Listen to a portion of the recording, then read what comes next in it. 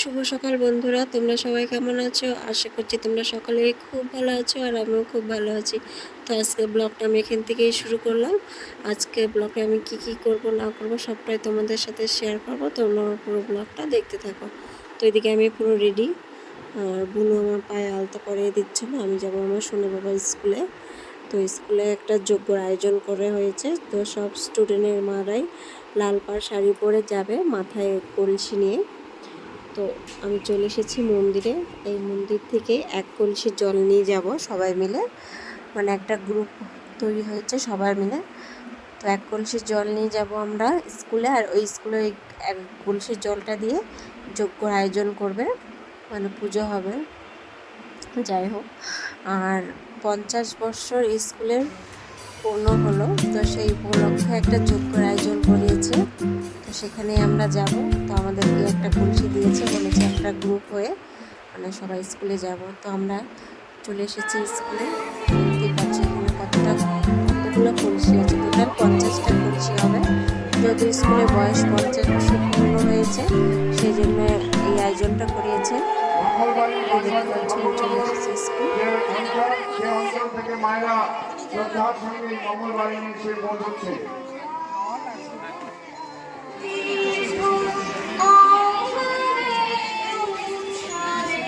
হচ্ছে আমার সোনা বাবা স্কুল। সবাই দেখো লাল পাড় শাড়ি, খুব সুন্দর লাগছে দেখতে। আর এখানে আমি আর সোনা বাবা বসে আছি। তো এদিকে সকলেই বসে আছে, তারপর ওদিকে যজ্ঞ শুরু হবে। ওইদিকে বিশ্বনাথে চলে এসেছে যজ্ঞ আয়োজন। তো আর এখানে 50টা শঙ্খ দিয়ে যজ্ঞ শুরু হবে। তোমরা প্রোগ্রামটা দেখতে থাকো।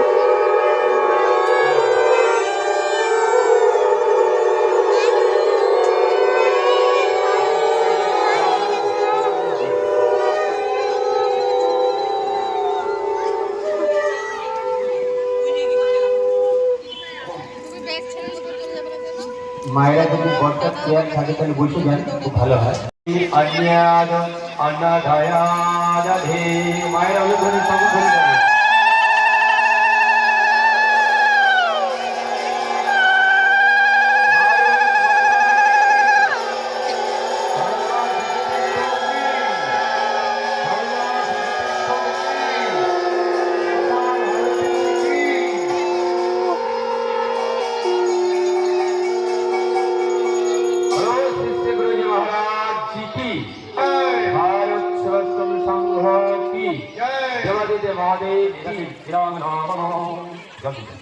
ओम अविदे अनुवन्नस्सा ओम अनुमति अनुवन्नस्सा ओम सरस्वती अनुवन्नस्सा ओम ऐसा दिया पड़ी मार पड़ी।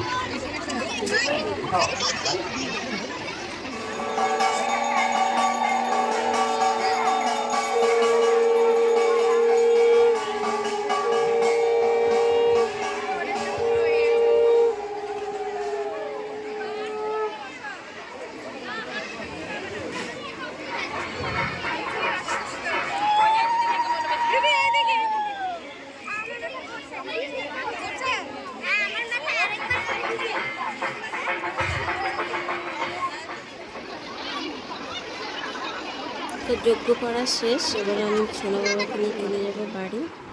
তো এদিকে স্কুল থেকে বেরিয়ে চলে এসেছি, তারপরে যাবো বাড়ি। তো চলে এসেছি আমি বাড়ি। বন্ধুরা, তোমাদেরকে আমার পুরো ব্লগটা কেমন লাগে অবশ্যই জানিও, আর আমার চ্যানেলটাকে সাবস্ক্রাইব করে দিও।